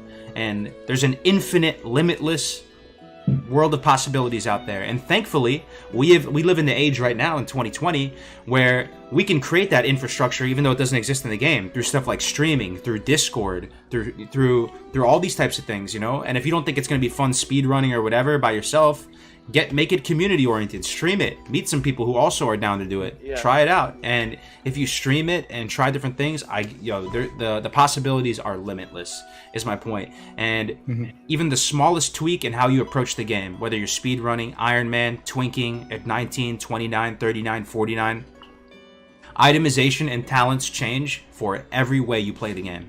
And especially with twinking, this is one thing that I really love. There's so many random items in the game that are completely looked over because they're not really viable for leveling fast, right? But as soon as you approach it from a 19 twink, 29 twink, these items go from nothing and barely impactful to super impactful. Look at items like Pendulum of Doom. Look at, I just learned about that the other day. You heard about that? Glacial Spike. Oh my god, yeah. These are, Cruel Barb, all these types of things, man, are insane. So if people are saying that they're bored with Classic, they finished Classic, they're likely not even thinking about it from this perspective. That's just leveling. I'm going through the other slides. Twinks at 19 bracket, 29, 39, 49. You can rank 14 rank. You can pre-made Warsong or AV. You can do world PvP. You can just sit on the boat and shank people as they get on the boat. You can mind control people off the boat. You can do duels, which are really fun. Duel tournaments. You can do, and that's timeless right there. Any one of these things is timeless. You can also do it yourself arena. Go to the ZG arena. Go to the Dire Maul arena. Organize a 2v2. What's stopping you? Say TBC is so good, it has arena. You can do arena here. Make it work. It takes a little more elbow grease, but and that's the fun of it. Meeting people in the process.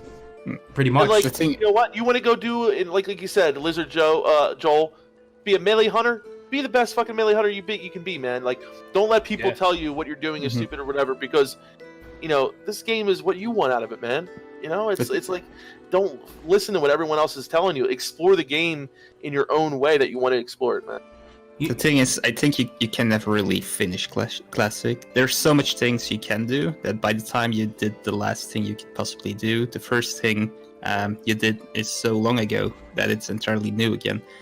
That's how I feel, at least. I play a little bit less now this week, but I know I will be back probably next week or the week after, and I know I will keep coming back for the next few years, because there's always something that in my mind seems like new, even though I did it probably 12 years ago, 30 years ago, maybe even on a private server 2 years ago, but that there's always new things coming up, so it always Absolutely. Even if I just watch Lord of the Rings, for example, I want to play a Nork sometimes, or want to play a Night Elf, because I just watched that movie and kept on thinking about how it would be nice to run around in those Night Elf woods again. Things like that, man. They keep bringing me back to the game. And one thing about the game, guys, if you play, the more and more I learn about this game, I mean, the more and more I play this game, I learn new things. Like, even the most random niche ability on any class, think about what it is for Priest or Shaman or Warlock, somehow you will find an optimal use case for pretty much every ability. And it's almost the same thing with some of the items, man. You could see a gray piece of shit looking mace on the ground called a cracked sledge. And that is actually the first upgrade you get as a paladin. You're trying to kill mobs specifically to try and fish for that cracked sledge. You look at the white weapons. You actually buy the white weapons, especially in the context of a fresh server when you don't have access to the auction house. White weapons are good. Gray items are good. Lots of greens are good. And when you start factoring in twinking, PvE twinking, PvP twinking, you can find a use case for so many of these items where they're actually really, really powerful in that light, in that context. And PvE is a big thing. People say the raids are brain dead easy in Classic. Why am I going to play this content over and over again? Well, the main factor here, I have it highlighted in green, is that you can split raids and split dungeons. And up until the point that you're soloing MC and stuff, like, you can make it harder, have less people do MC, stream it so it's fun, 5 pallies in MC or whatever it is, get more gear. So you can do splits, you can do PvE twinks. I don't think I ever saw anybody do that before. That'd be kind of cool, though. There's also normal raiding. Dungeon challenges. You could kind of do like some sort of mythic dungeon type thing where you try to do a speed run and see how fast you can clear a dungeon and do the biggest pulls. Scavenger hunts, sandbox events. So the PvE swings is it's something interesting. I think I said it last time, but I used to try and do some kind of PvE twinks in a later expansion where we went back to Molten Core and kept the level at 60 and tried to clear it again. I think it was in Cataclysm we did that, but I don't know how you would exactly PvE twink in vanilla though. Let's think about it. Let's think. I don't know. Someone said it the other day. I would imagine you go into a really hard dungeon as a low level and try and kill shit. I see. Yeah, makes sense. Install monasteries You could probably try and do Molten Core on level 50 instead. Yep. Yeah, that's what I'm saying. This game is so sandboxy, man. Every day I'm like, if I had more time, I would do this, I would do that. Yeah. I've never thought to myself, I have nothing to do. No, not at all. Yeah, there's always another class I want to play. Gold in my main. I can always get like more patterns. I can always, I don't know. And it's always class you never played before. Honestly, the faster you can unsubscribe mentally from trying to keep up with the Joneses, and I'm guilty of this, man. Yes. I'm super guilty of this, guys. The faster you can unsubscribe from keeping up with the Joneses and feeling like Classic is a rat race to get the gear as fast as possible, the more fun you're gonna have. To be honest with you, dude. Is this the big difference between Classic and BFA in the feeling, in how the game feels to play? In Classic, you can do it at your own pace and still feel like you did the end game content. While in BFA, if you don't play for a week, you're basically behind for a week, and you can never catch up anymore. Until the next patch hits. That's a good point. Yeah. I'm thinking about it though. It makes sense though. If it's someone's first time playing Classic, like you kind of feel that pressure to prove yourself though. You want to prove yourself, show people you know what you're doing and all that. So, I mean that makes sense too. But get to that level where you feel like you've proven yourself, and then. I also feel this is totally done by mistake. But itemization, the way that I rate itemization works for almost every class in the game, is that the other raid tiers are relevant even when the new one's out. That is probably wasn't done by design, but the fact that they did that happened, the replayability of even the old raids are important. Super That's true. another huge thing that people I think Yeah. don't think about. Yeah. Yeah, super important. I was thinking about that exact thing you say there. When they made the Burning Crusade, could they have done it differently? They obviously could have, but something I was thinking about is the raid tiers like they are now. Molten Core is still something you want to go through before you enter the next few raids, and that's something we miss in recent expansions. And I was thinking maybe it would have been nice to have, like we discussed it previously, the horizontal progression, but then how you would do that. I think you could add new raid tiers, and at a certain point make the old raid tiers go away, disappear. Well, not really disappear, but make them irrelevant. But you can have like cycles of multiple years of raid tiers without necessarily removing the not the newest, but the one before that, like they do now in BFA. I think that's a huge flaw in BFA, or basically any expansion lately, where only the latest patch is relevant content. Yeah, I feel like in the Burning Crusade, like I remember when Karazhan first came out, the gear sucked in Kara, and then like I think after, I forget what patch it was, they updated the gear, and a lot of people now going back into Karazhan, right? Like stuff like that, where you can even maybe upgrade the gear a little bit in these older raids to make it a little bit, so that not upgrading it like crazy, but maybe put a few off items in there that would help someone during the progression into the next raid or something like that. I think Vanilla nailed it, honestly. Yeah, with Thunder Fury, raid, especially, and yeah. Yeah. For Paladins, there's very good gear in Molten Core, but not all pieces are there. And then BWL, you have a few more pieces, but still not everything. There's also gear from dungeons that's still relevant. So it's only when you go to AQ and then later to next that you replace that dungeon gear. I really like that, how you have multiple layers of content that are relevant at the same time. Yeah, that's me too. One of the best things in Classic if you compare it to later expansions. Absolutely, so many layers. The layering, dude. Got layering. Just to revert back to this Iron Man thing too. I really think this is a gold mine, guys, that we've stumbled upon. Maybe I think it's gonna make good stream content, and I think it's going to put a little bit of a fire in your belly if you give it a shot. Even if you've done the content 100 million times and you've gone through Duratar 100 million times, if you think you have one life to live and then your character is dead forever, you start to get more invested in your character. I'll tell you right now. Whoever was watching yesterday, you started, admit it, you guys got kind of into that, to the Iron Lad, right? The warrior last night. You were kind of getting attached to him, where... If you know, it was good to finally see you play Warrior Cargos. When did he die? Did he die? He didn't die. No, he's level 12. He's chilling right now. Okay, and he's got. Nice. Here's the thing too, Def Camp. You know how people say when you're speed leveling, you can skip all the professions, just get the 60, do them later. But this is what I'm saying, man. When you go Iron Man, you're trying to go slow and steady. What is optimal is slow and steady. You have to try and work on the professions. Get as powerful as you can. Get ahead of the levels of the things that you're fighting, so you can be as safe as possible.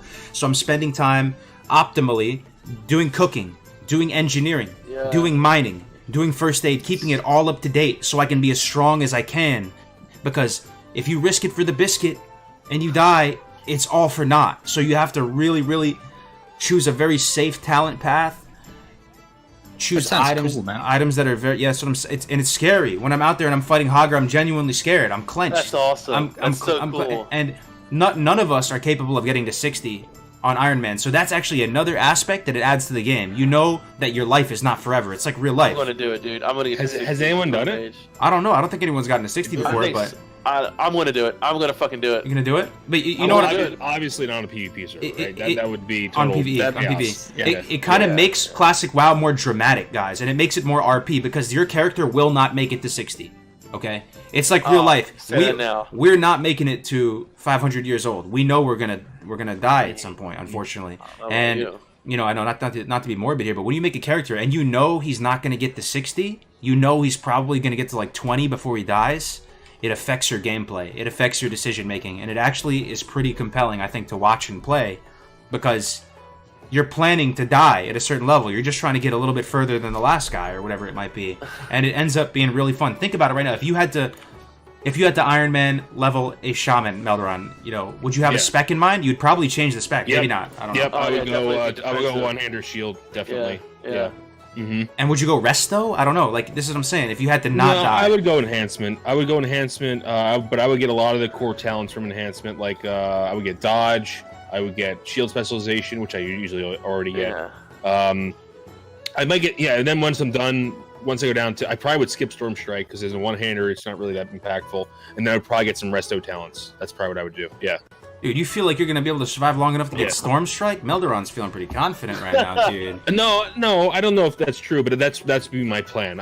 You could start resto, but I feel like it just would be so agonizingly slow. My prediction is that I'm going to die at level 17, guys. I said it yesterday on the stream. I think I'm going to die to something tough as a warrior, man. in Westfall, and that will be a life well lived. If I die at 17, I'm going to be proud of myself. I think I would have hit this, like, if I hit 20... I'm gonna be so proud of myself. He lived a good life. Let's get a pot going to see who can get the level, the guy highest level. You have to stream. You have, or something like that. You have to stream his entire lifespan too, though, so to verify. Cool, you have to stream it. And I was telling the chat yesterday, predict who's gonna kill me, right? And they were like, "Dude, the Defias Pillagers are gonna kill you at level whatever." People thought that the Murlocs in Crystal Lake were going to kill me. Nope, we defeated them.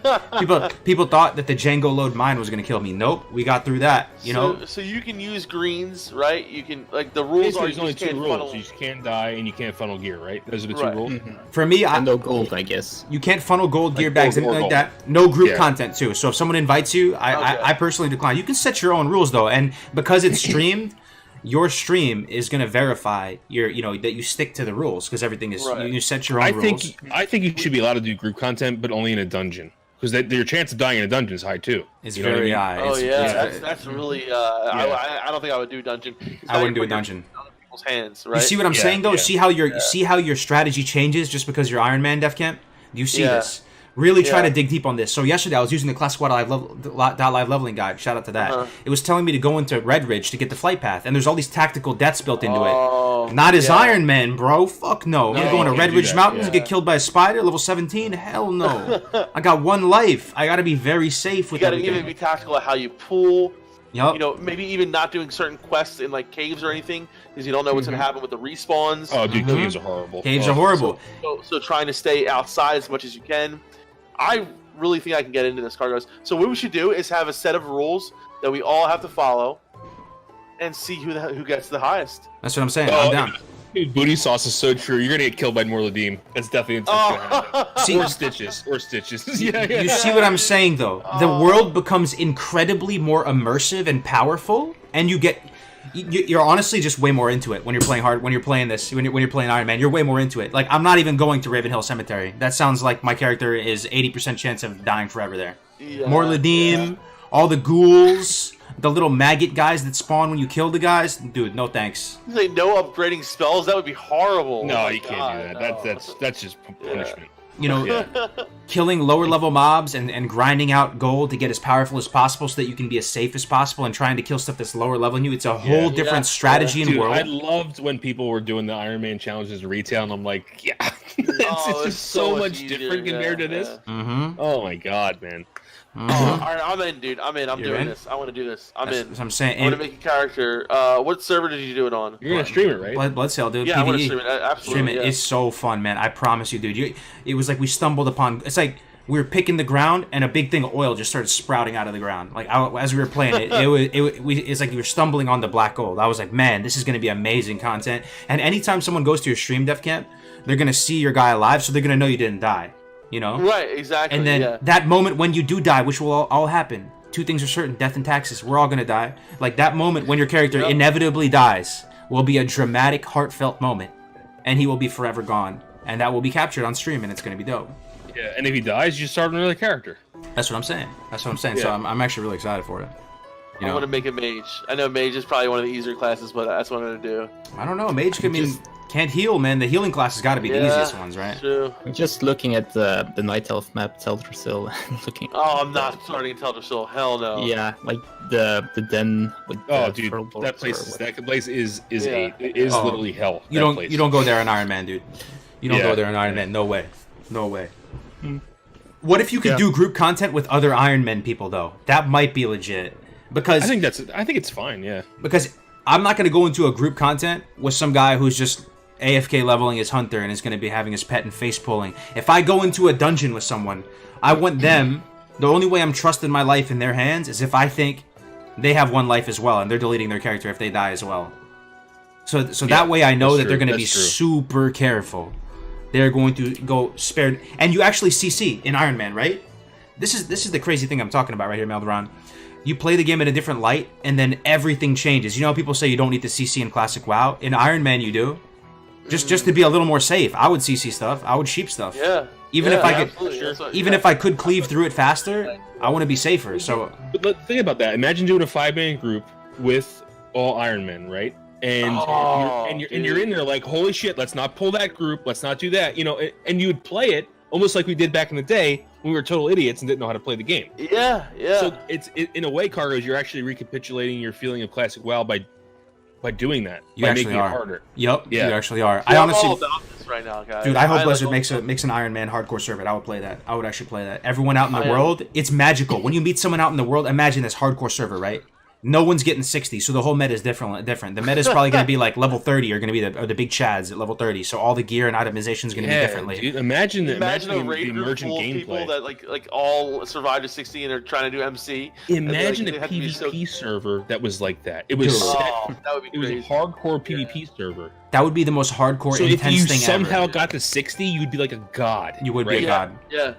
And imagine the stakes are so high. You take this world and you, when someone kills you at level 60 on a hardcore server, that would be the saddest moment, man. Like Only that bad character. thing about though, like you can't stream that because people would just come stream snipe you on a PvP server. That's why the stakes are so high. Yeah. It makes Yeah. PvP really hard. But I mean, like the other thing about PvP server, it doesn't stop you from 60 to just blow you up, right?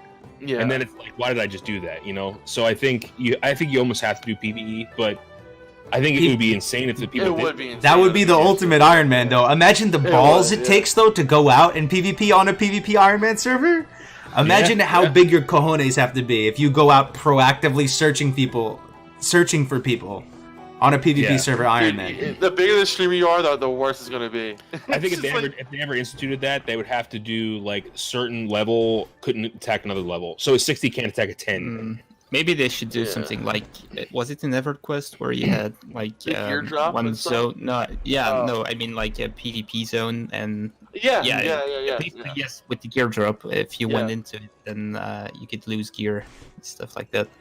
So maybe they could. Well, that's far-fetched probably, but maybe they could do some kind of there are PvE private servers server like that with too, PvP zones in them, in which if you die, you basically die forever and lose gear. This shit is There's like private Hunger servers Games. Like that, Project Ascension. Yep. Yo, DefCam, the World of Warcraft becomes like Hunger Games too. You know, it's like you're on the island and everybody's watching streamers do it because you have to record it, or else you could cheat and then you could die. Yeah. So everybody's streaming it, so you can go to anybody's perspective and watch them play, and then you see who's left. Almost like in Hunger Games, people are dying, and they see it comes down to the final few. Yeah. I'm telling you, man, Classic WoW's not going anywhere. We got time to do this stuff. It's gonna be hype. I'm excited. Iron Man, baby. Yeah, I like it. It's a good idea. I'm all about it, dude. Yeah. Would you be down though, Ron? You gotta be down. It's just a lot. It's just a lot in the amount of time I have. That's the only thing. Yeah. So if I had more time, I definitely would do it. But it's here we go. Firecracker just sent me a whole thing about the rules for different Iron Man challenges. This one is no talents allowed. No, I'm not doing that. That's crazy. Yeah, we'll just make our own rules. We'll make our own. Rules, yeah. But people say you can only use grays and whites. I think that just makes it more tedious, the combat flow, and less entertaining. And as long as there's anything that you have to get, like if you get lucky and find a BOE blue, that's awesome. That you know what I mean? I think that's cool. You should be able to wear that. Absolutely. I think it's also boring to the viewers. 100%. As well, because you get a piece of item upgrade, everyone's like, "Holy God, I got an upgrade!" Exactly. Things like that. My take on it too is why limit yourself when you're already not gonna. Even if I had full twink enchants, even if I did funnel gear into my character, and I have the full support of my character, he's still gonna die.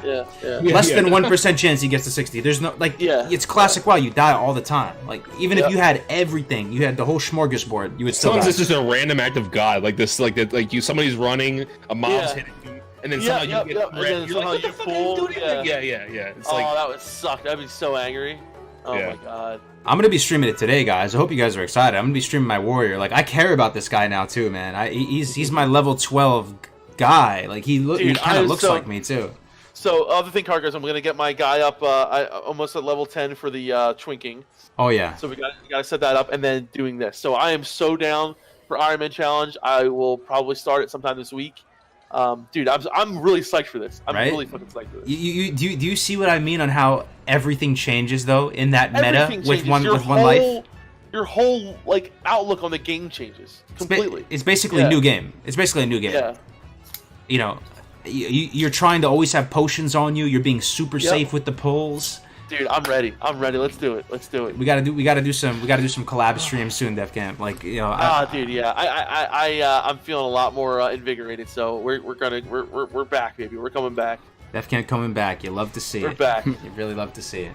Yep. All right. Do you guys want to start wrapping up? I'm kind of itching to do this Iron Man thing. I mean, yeah. Go do it. I want to watch Def and I are taking. Def and I, my stepdad and my mom, we're all going to a Brazilian steakhouse tonight. Oh, so dude, we're going to a Brazilian steakhouse where it's like unlimited food. Cargos. Fogo de Chão? Fogo de Chão? No, it's like Fogo. It's like no, we're not going to Fogo. We're going to a cheaper version of Fogo. Cheaper, yeah. Fogo's expensive. That's true. But this one's called Taste of Brazil. Really good though. It's just as good, dude. It's just as good. But the dude ain't sitting here like these fucking Americans. Yeah. You ever had Brazilian? You ever had Brazilian steakhouse? Churrascaria? Do anything? No. No. This midday I had hamburgers, and I was thinking of Def Camp and Melrond because it was amazing with only hamburgers. But then I thought, well, probably this doesn't really make a lot of sense in America. To me, it felt like the hamburger palace, but I guess it's. Dude, I'm so ready. I'm so hungry, bro. I'm so hungry. Are you a meat eater, doing then? You made it clearly, right? You eat hamburgers, right? So. Yeah. A Brazilian steakhouse. You have a card, and it's green and red, and as long as it's on green, they will bring you infinite value loot meat. Dude. Infinite value loot meat, and it's like delicious, seasoned, marbled, delicious, succulent. Picanha. Man. Oh man, the sausages. Ribeyes. Yeah. Stop it! I'm so hungry. Dude. Also the pan de queijo, which is the cheese bread. You ever had the pan de queijo? That's a separate thing. It's so good. Pan de queijo. And they have like rice and beans there and stuff too, dude. This place we're going to is a hot bar. Like they have rice and beans and stuff like that. You just keep saying obrigado. They keep bringing it over and over and over. Just keep saying it. They'll give you the nice cut too. If you get lucky and you high roll, you get the cut where it's the outside of the meat, not the inside, so it has all the flavor on it. Dude, yeah. Boy. Oh yeah, that's another story. And then they ask you, it's like, how do you want it? I was like, medium rare. Dude, I had the best steak. Growing up, my mom overcooked steak all the time, so I actually didn't like steak. You guys gotta listen to this story. It's so funny. And I was like, my whole life I've always had bad steak. Like for whatever my mom's Italian, she cooks all Italian stuff great, right? Like pasta, all this stuff. But when it comes to cooking on the grill and steaks and shit like that, no bueno. She just makes a leather shoe. Yeah. So the other week, me and Melron went out to Texas Roadhouse, and I got a 20-ounce T-bone. Bone-in ribeye. Cooked medium. I bit into this thing, and I literally, my mind just blew, dude. I had this religious Come experience. to Jesus. Yeah. I never tasted anything so fucking good. He's been afraid to eat steak his whole life, and I'm a big meat eater. And now I'm all about steak. My mouth is watering right now, dude. Yeah. Cargos. You know what's that called? The tal alustibissus. It's called it's called the spinalis dorsi. The spinalis dorfin. So this thing is on the outside of the steak, and it's the most tender piece of meat. Yeah, if you guys can imagine a ribeye. Literally just melted in my mouth, dude. And I didn't know what to say or what to do. I almost just completely creamed everywhere. It was amazing. Yeah. Love to see it. Love to hear it. Dude, so when you guys come over to Belgium sometime in the future, I can't take you to a hamburger place. I can't take you to a steakhouse. So where do I take you then? We're gonna go. I want local food. I want local stuff. You know what I mean? That's about creaming meat, dude. It's high quality content. That's what's up. All right, we gotta go to our place now. So man, I wish I could eat. I got freaking 4 hours left on the clock till I can eat. Anyway, but we're gonna do some Iron Man leveling, guys. So if you want to see the Iron Man leveling, Iron Lad, the Brave Warrior, level 12, stick around. I'm going to end the stream so that it will, you know, be its own little VOD that will upload for GMA, and then I will restart the stream in like 5 minutes. I'm going to get a cup of coffee, come back. There you go, guys. And then we're going to do some Iron Man leveling. So nice. All right, guys. Keep on and grinding. That's it. Yeah, baby. Any final words? That's it. I love you. Enjoy yourselves in Classic Azeroth. And I love you. Good final words. I like that, Meldron. And I love you. DefCamp loves you very much. And we'll see you next week on GMA 42.